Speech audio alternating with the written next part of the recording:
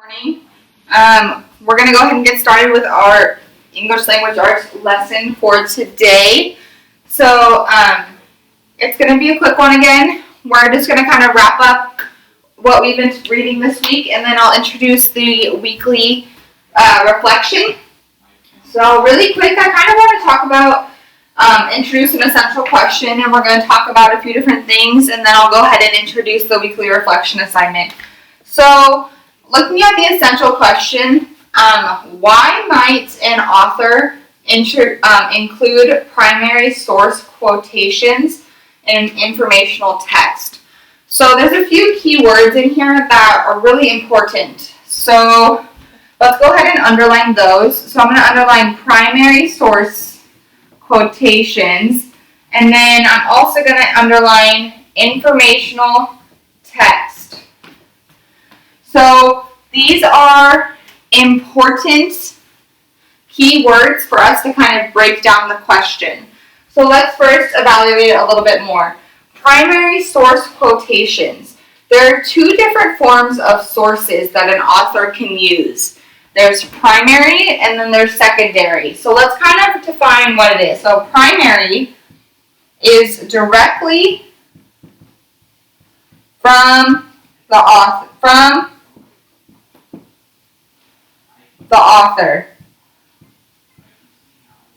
So, like the speech, I'm going to give you a few examples of primary sources. So, we could say the speech from Martin Luther King Jr. It has to be given from the author. Nothing can be changed or summarized. None of that. It has to be directly from them. You could say the letter from Abraham Lincoln.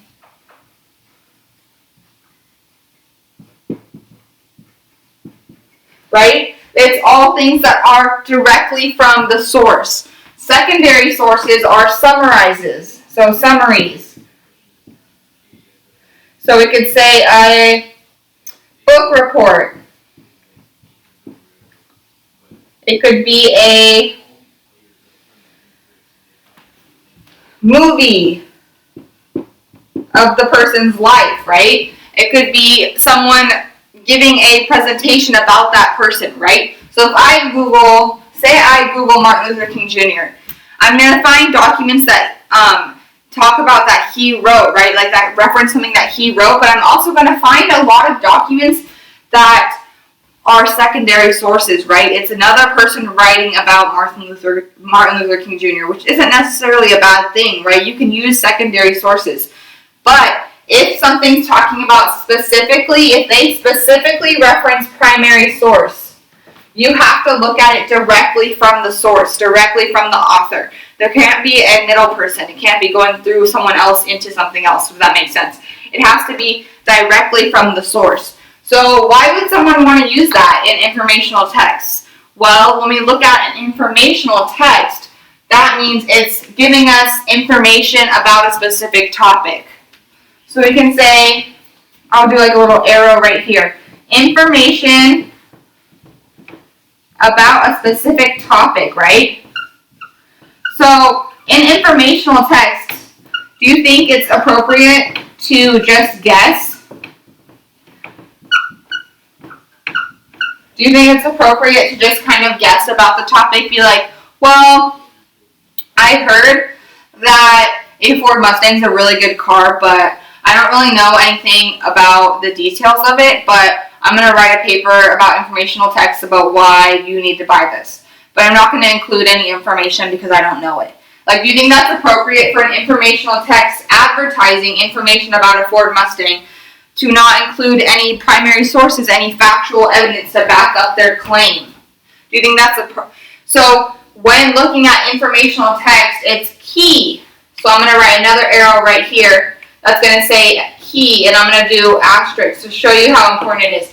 It's key to back up a claim. You cannot write a factual piece of evidence and not have evidence to back it up and to back up your claim and support your theory, right? You can't just say, oh, this is how it's going to be, but not have anything to back it up and follow along. You have to have information to support your claim, otherwise you're not going to be able to uphold your position, your decision to which way you're going to go, if that makes sense. So for our weekly reflection this week, we are going to be writing about the achievements in the Roman Empire and how it affected our everyday world. But you specifically need to include quotations from the text to back up your claim, right? So that's why yesterday when we did the activity for achievements and evidence, you have to include this. And I'm pretty sure I asked you to do 3 achievements. So say I asked you to do 3 achievements you think affected our world today. You have to have evidence to back up your claim of this achievement. So if I'm claiming that aqueducts, the building of aqueducts directly affected our world today, I need to have factual evidence to back up my claim. You can't just claim an achievement did something without having the factual evidence to support your theory on why this affected our world. So it's really important that we are able to have that idea and that claim. So let's go through the text. We're going to do a few examples, and then I'll go ahead and wrap up this and introduce the weekly assignment. So say we're going to do architecture. So my achievement says aqueducts. You then need to go through the text and pinpoint specific ideas and claims that back up your thoughts. So, and your claims. I need to find specific, and when doing quotations, you use the exact words from the text. You're not summarizing it, right? Because it's in quotations. So if I say, aqueducts are built on a slight angle and they were designed to allow gravity to pull a network through channel and pipes, right? This is the exact words from the text. So I'm going to write that in quotations. I'm going to write it right here. So I'm going to put quotation, and you could say built, I'm not going to write the whole thing out, but built on a slight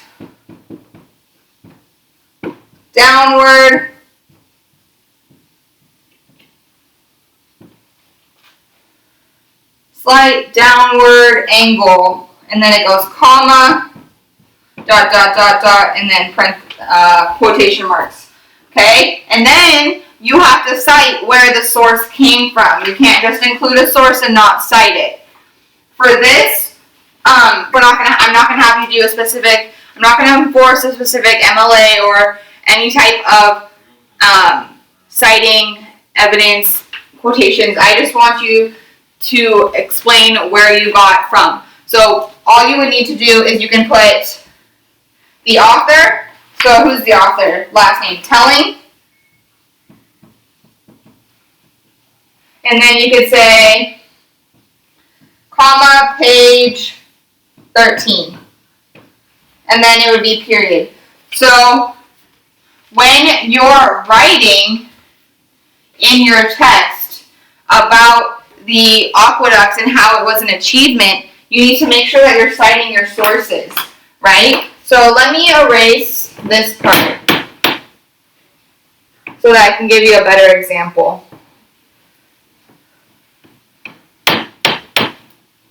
So I'm going to write,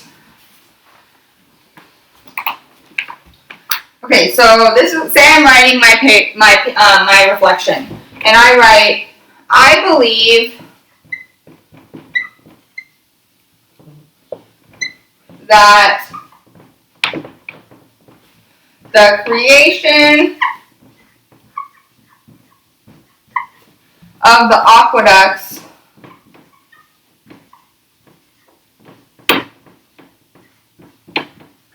was a crucial achievement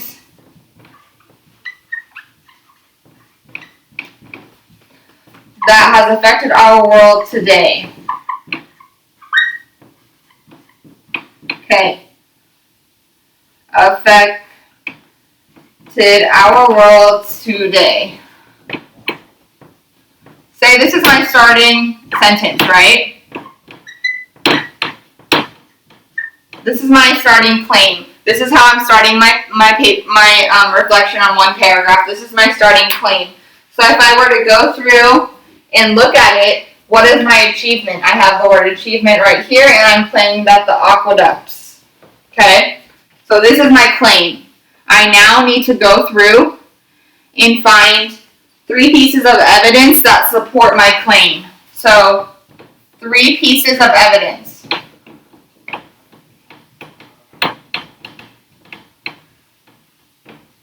So what supports my claim, right?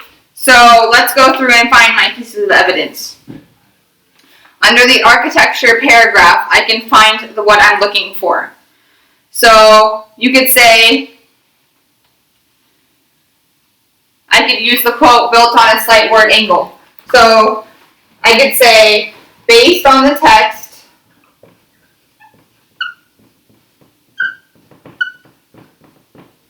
comma, quotation marks, aqueducts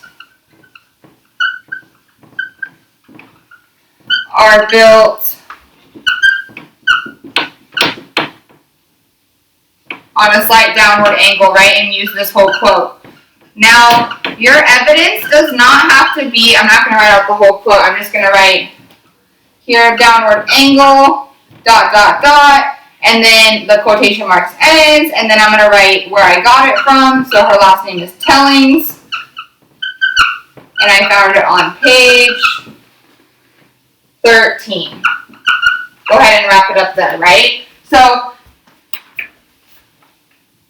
evidence doesn't have to be a quotation.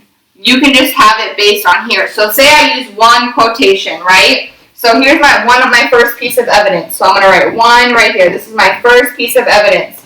I have my intro based on the text, comma, then I have my quote, and then I have my source. So this is one piece of evidence. Say I only want to do one quotation. The other 2 I'm going to do just some information that I found from the text. But I'm not going to quote it directly. I'm just going to summarize it, which is fine, right? So I don't need to have any more quotations necessarily, but I still need 2 more pieces of evidence. So I could say, make sure to put the period after this. I could say, they were a great achievement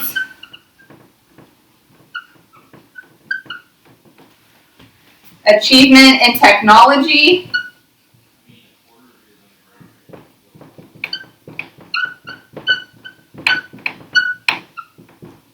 which helped develop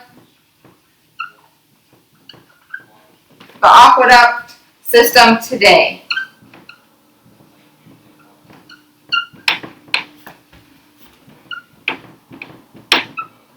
Right? So this isn't a quotation. I summarized this point, but this is my second piece of evidence. So I'm going to write a 2 right here. This is my second piece of evidence, right? It talks about they were a great achievement in technology, right? This is a claim. It backs up that the technology which helped develop the aqueduct system today. So this is my second piece of evidence. It talks about how they were a great achievement in technology which helped develop the aqueduct system today. It showed the aqueduct system how it was affected today because of the technology that was developed in ancient Rome.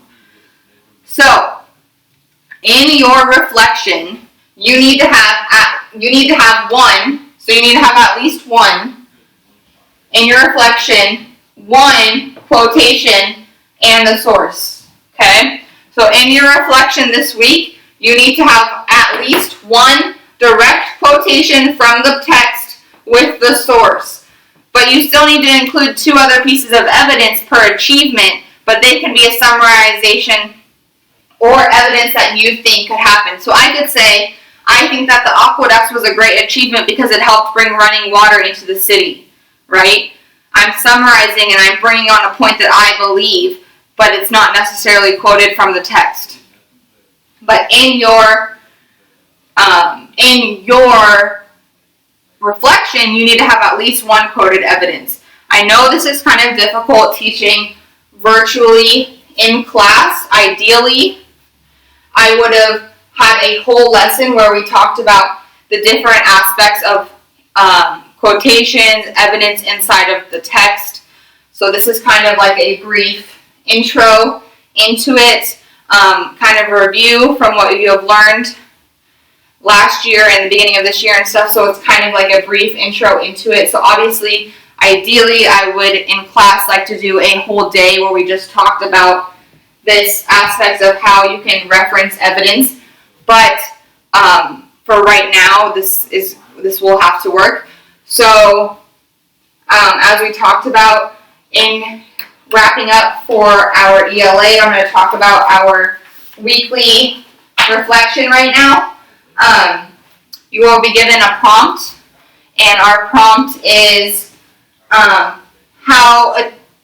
achievements that happened in ancient Rome affected our world today, right? So when you choose to do an achievement, when you choose your achievements that you talk about, make sure that you use 3 pieces of evidence to back up your claim, right? So let me erase this right here so I can really kind of give you a background. So you have your paragraph, right? You have your paper. You pick your achievements. You need to have 3 pieces of evidence per achievement.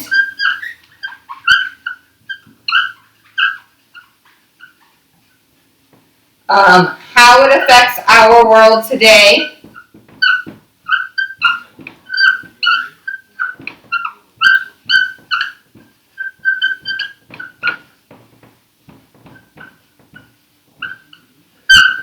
And then at least one direct quotation from the text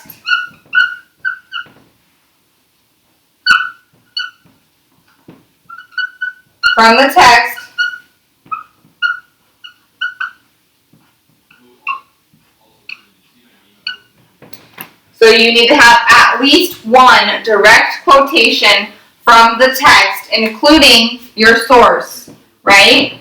So I'm going to write including source. So when I say source, all you need to put is the last name of the author and what page you found it on. Okay? So when you're looking at your achievements, you need to have evidence. 3 pieces of evidence to back up your achievement. How it affected our world today. At least one, so for the entire reflection, not per achievement. Right here, for this one, entire reflection. Okay? So for the entire reflection, you only need 1. So again, I'm reiterating this. For the entire reflection, you only need 1 direct quotation from the text, including the source. So in my example, my achievement aqueducts, my direct quotation based on the text, comma, this is my quote. Aqueducts are built on a downward angle, ... And then my source right here is the author's last name and the page number. All you need for your source is the author's last name and your page number. Make sense? Cool. So that's going to be due on Friday, along with your daily warm-ups. So that kind of wraps up this week for ELA.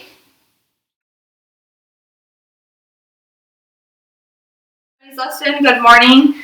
This is going to be our last one for the week.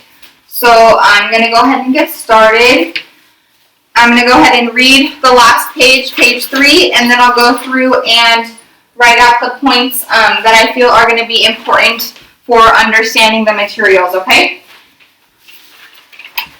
I'm going to go ahead and start off on the top. Again, I'm going to read through the whole thing first and then go through these few pieces. I think we only have 5 pieces that I feel are important for us to know to really understand the material. So I'm going to go ahead and read this first. So picking up at the top under architecture. Have you ever seen a picture of the Supreme Court building in Washington, D.C.? Its architecture or building style dates back to ancient Greece. The Greeks liked buildings with many giant columns. They developed 3 basic styles of columns. A plain but sturdy thin column called a Doric column. An even thinner column with a scroll-like top called an Ionic column. And a Corinthian column was a very fancy column with lots of carved leaves at the top. Famous Greeks. Aristotle, philosopher who was a teacher who left lasting marks on science and other areas of study. Euclid, leading mathematician of his time, known for his textbook of geometry. Hypatia, an early female mathematician who was known for her work as a philosopher and astronomer. Plato, a scholar whose work played a major role in Western philosophy and science. Thucydides, a historian who recorded the relationship between Athens and Sparta, including the Peloponnesian War. I'm going to go down here to Pericles and the democracy before we pick up at the top. Pericles and the values of democracy. Sometimes a leader needs to honor citizens who have died in battle. The leader may give speeches at soldiers' funerals. These talks can be very emotional. They are also very important. A leader who is good at speaking can take time to remind his or her nation about why they went to war. The Athenian leader Pericles was a very good speaker. He gave powerful talks about freedom and democracy. One of his most famous speeches is known as the Pericles Funeral Oration. Pericles gave this speech in 431 BCE at a large funeral for the soldiers who had died in the first few battles at the Peloponnesian War. He shared his belief that neither poverty nor class should control how successful a person could become. Pericles spoke of the value of trust and the importance of government rule by laws that favored many people, not few. He said that justice came when people settled disagreements fairly. We know about what Pericles said thanks to a historian named Thucydides. Thucydides heard about the speech and wrote it down. He knew that Pericles' ideas were important to the citizens of Athens. These ideas were unusual at the time. Most nations and empires were ruled by kings and emperors. Athens would set an example for others, including the United States, again, which is where we got democracy from. Part of Pericles' speech was, "Our Constitution does not copy the laws of neighboring states. We are rather a pattern to others than imitators of ourselves. Its administration favors the many instead of the few. This is why it is called democracy." What are some ways these ideas are similar to our country's ideas of democracy? So I really believe that the democracy founded in Athens really paved the way for the United States' transition into its representative democracy state, which it is in today. I'm going to go pick back up right here at Socrates at the top. Socrates was a Greek philosopher who lived between 469 and 399 BCE. He spent his life pursuing knowledge. Socrates was a great thinker even as a boy. He once told his father that a pitcher was just an arrangement of clay, and its use was what gave the pitcher beauty. Socrates spent his days at the Agora of Athens, walking among the people, chatting and questioning and thinking. Socrates said he was different from others because he knew he was ignorant. He wanted to learn from others. People nicknamed Socrates the Great Questioner because he said that to learn one must ask questions, lots of them. Socrates' most famous student was Plato, who also became a great thinker, philosopher, and teacher. Plato's most favorite student was Aristotle. Aristotle is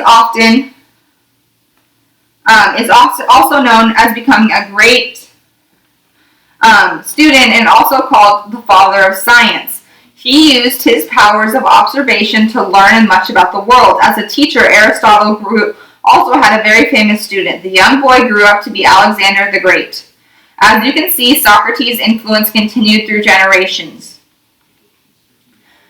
Teaching got Socrates into trouble. The Greek government accused him of corrupting young minds and disrespecting the religious traditions of his day. They put Socrates on trial and found him guilty. They sentenced him to death by drinking a cup of poisoned hemlock. Socrates accepted his sentence because he believed in the idea of trial by jury, and because the jury found him guilty. Even though Socrates had many opportunities to escape from jail, he did not. He took the poison to carry out his decision by the jury. Would you have done this? Could you understand why Socrates did this? What if it happened to Socrates, a respected citizen of Athens, refused to accept his sentence? Would the idea of trial by jury have survived? So it's really talking about how Socrates was very ahead of his time in his ideas. He knew that the ideas that were discussed and put into place then would be lasted for generations to come. Like the idea of trial by jury introduced in Athens is used to this day in our court of law. So it's talking about how, what if Socrates had fought his sentence? Would the idea of trial by jury still be alive today? Something to think about. So let's go ahead and start with our terms up here. These main terms I put on the board because they were kind of important, because we talk about how the architecture in ancient Greece was one of the largest achievements that they had in that golden era, right? The architecture that was developed and that was produced during that time is incredible, and it's around for the entire world to see today. So these kind of different points of columns aren't necessarily something that you need to know, but I do think it's important to understand how these columns were created in order to create such amazing buildings like the Parthenon and other buildings in Greece that have those achievements of those architectural developments have been influenced and are helped in the development of buildings in today's society. So if we're looking at, they were saying how there's the Greeks, so if I put Greeks, had 3 types of columns.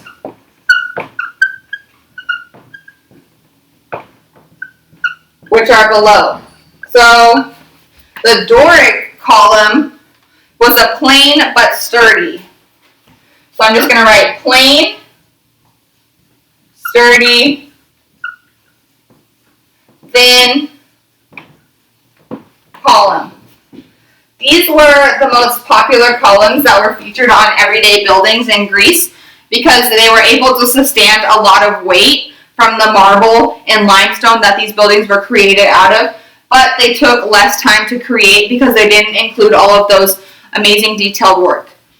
The next type of column that was sought was an Ionic column. So this one was a little bit more fancy. It was even thinner. So I'm going to write even thinner. And it had a scroll-like top. Scroll meaning scroll-like top. Scroll meaning like when someone's given a piece of paper that's very official and it's rolled up and has the watermark seal and it's very official in like a tube kind of thing. That's what they're talking about, how they had those hand-carved scrolls on the top of these towers and columns. These columns, as we're going down, I'm going to write a little arrow. As we're going down these 3, they're getting fancier, right? And the fancier they are, the fewer they're created, because they're so fancy that it's more expensive to create and all of this sort of applications and stuff, so it's easier for the Doric columns to be produced because they're thicker, they hold more weight, they're very easy to produce, whereas as we get down from the Ionic and the Corinthian columns, they're fancier and take more time. So if we move on to the Corinthian column, it was a very fancy column. So this one even says very fancy. Along with it being fancy, it cost more money to make, as well as it took a lot more time, because these columns weren't like pictures where you can stamp on. They didn't have molds to where you can mold the leaves or flowers or scrolls. These were hand carved to incorporate. So we could say very fancy column with lots of carved leaves. So again, these are hand carved leaves, right? So people would spend time hand carving these leaves. It took a lot longer of a period to do. It was a lot longer of a period to do, but these columns are still alive today in Athens, with the Parthenon still standing. Other smaller buildings are still standing, and you can go and view with your own eyes these columns that are created with these hand-carved pieces of art on them. And we look at it today, these columns are in everyday architecture in our world today, right? So we have a different form of technology and maybe a faster way to build these columns, but where did we get the concepts and the physical representations of these columns? We learned from the ancient Greeks who had built them all by hand. Okay, let's move on to Aristotle. The next one, during this time period, the golden age of Greece was very important because of the architecture that was developed, because of the art that was developed. But during this time, it was also very philosophically heavy, meaning a lot of our amazing developments in philosophy come from this period, right? So all of these amazing developments and achievements and information that we know, that our philosophers in today's society know and learn, come from ancient Greece. So these big names that developed philosophy and developed the backbone of what it is today come from ancient Greece. So these people come from this golden age of Greece, which is crucial to how it is interpreted and taught in our world. So Aristotle in particular was a philosopher and a teacher. So he is looked at as one of the founders of philosophy.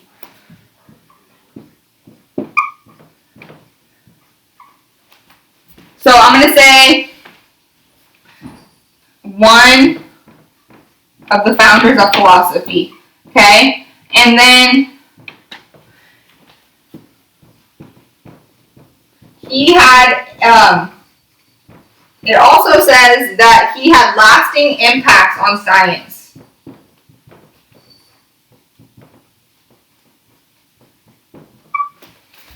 So it's easy to see how the major achievements that come out of this era are in art, architecture, all of these things. But some of the most incredible and most important achievements that were developed in this period that affect our world today come in this sort of philosophical universe that was developed in ancient Greece. Looking at Socrates was a student and teacher, right?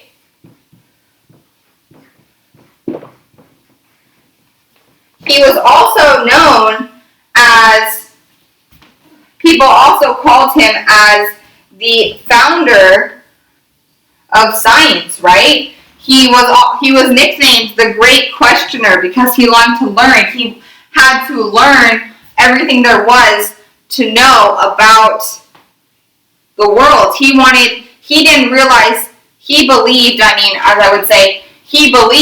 that you couldn't just learn everything from one person. He wanted to meet everyone in the world and learn their viewpoints so he could become a well-rounded person, right? He said he was a great thinker. He wanted to look at the beauty of the world. He was one of the most favorite, he had famous students such as Plato and other amazing people who have led amazing influences in our world of philosophy, science, math, all of these things. I'm trying to find in here what they called, they said Socrates was a famous student. It said that, again, he was far ahead of his time. So I'm going to say far ahead of his time, right? He was able to look at himself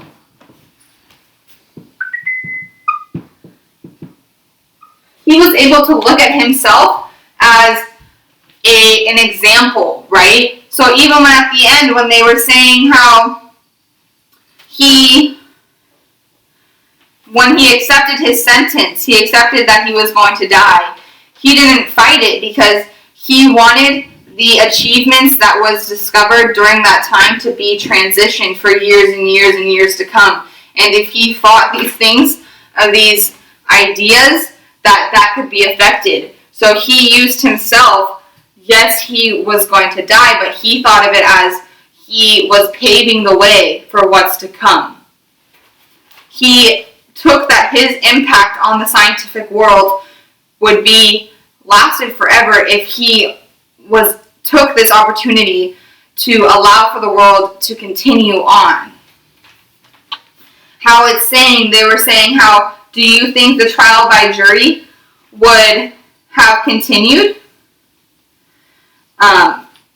if Socrates had fought his sentence? Do you think that it would have continued on to this world? Do you think we would have had trial by juries to this day if Socrates had fought his sentence, escaped to jail? Would that have been affected if all of this came into place?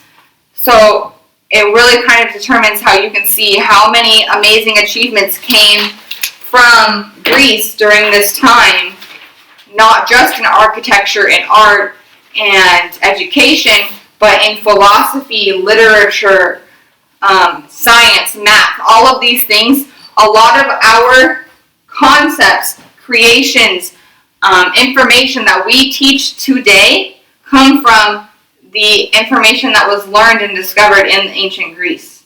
So it's incredible to see how the information that was learned back then through documentation, through writing, through teaching, has been transitioned all the way into today's world. So that's a good place to go ahead and end week 21.